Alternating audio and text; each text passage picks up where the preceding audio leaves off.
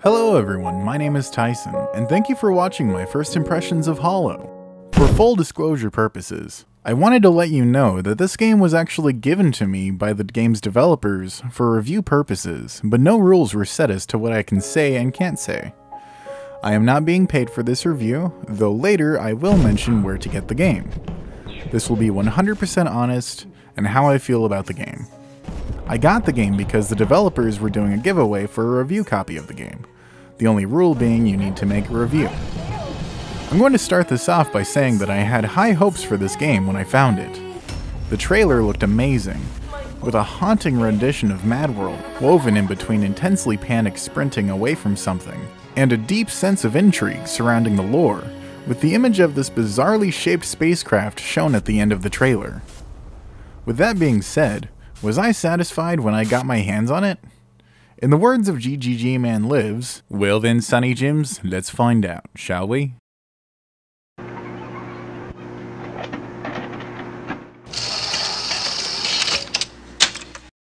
First things first, you're going to want to obtain MS-DOS games.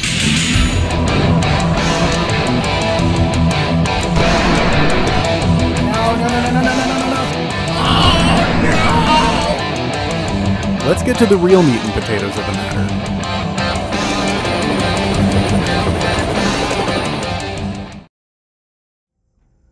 My first initial impressions admittedly were not too good, but spoilers, I'm glad I gave it another chance.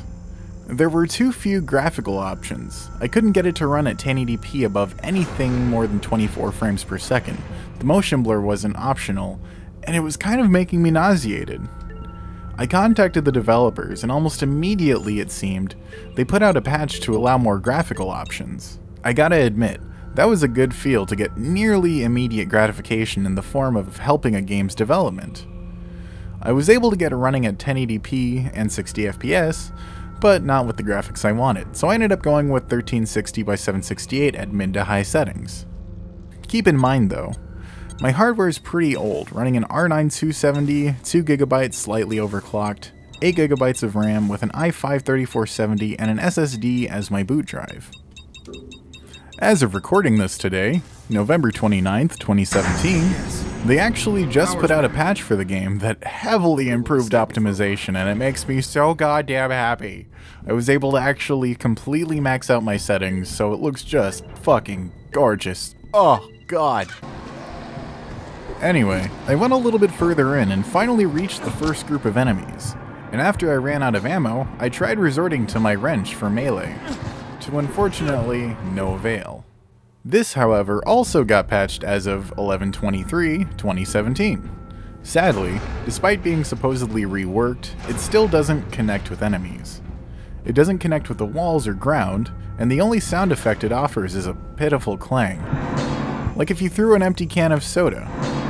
This is probably the biggest word on this beauty, so I recommend ignoring it for the time being and just looking for ammo, as there is plenty of it around.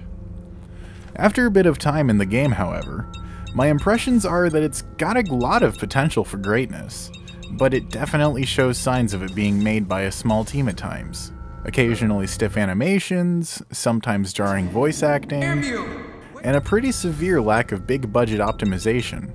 That, however, as I just mentioned, was patched out today, 11/29/2017. This is being actively updated, as you can see by the second paragraph of this review, so if something about the game is wrong or bugged, just contact MMEU and they should be able to take care of it.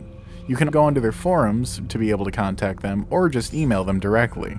Fortunately, due to the patch that just came out, 11/29/2017, it does seem that you will be able to play this on PC with almost no problem, as the optimization has been fixed, and older hardware should be able to run the game with little to no problems, and if you do have problems, you can always turn down the settings a little bit. Not to mention, they also implemented key remapping, so if you don't like the current configuration, feel free to change it. Even if you do have to turn down the settings, I have to admit, it looks really good at lower settings.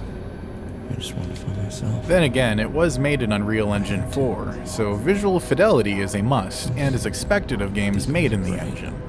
It is very easy to make a good engine look bad, but UE4 has standards for a good game made in it.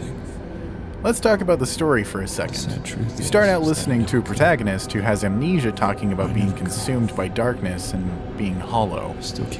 While this does come off as somewhat cliche and angsty, I feel the delivery makes it worth sitting through some slightly cliched writing because as someone who deals with debilitating depression, this genuinely feels like a broken man speaking.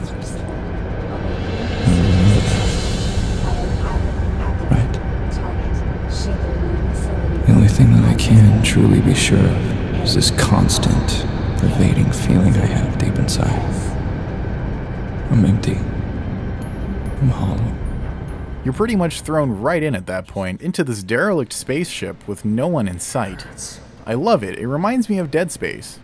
Granted, Dead Space starts you off with company, so this is definitely setting a precedent with the intro monologue. I feel like not enough horror games take the chance of a completely isolated protagonist from the get-go, normally relying upon a form of buddy character who's either with you in person or over some form of comm, and will likely die shortly after you meet them. Is there anyone?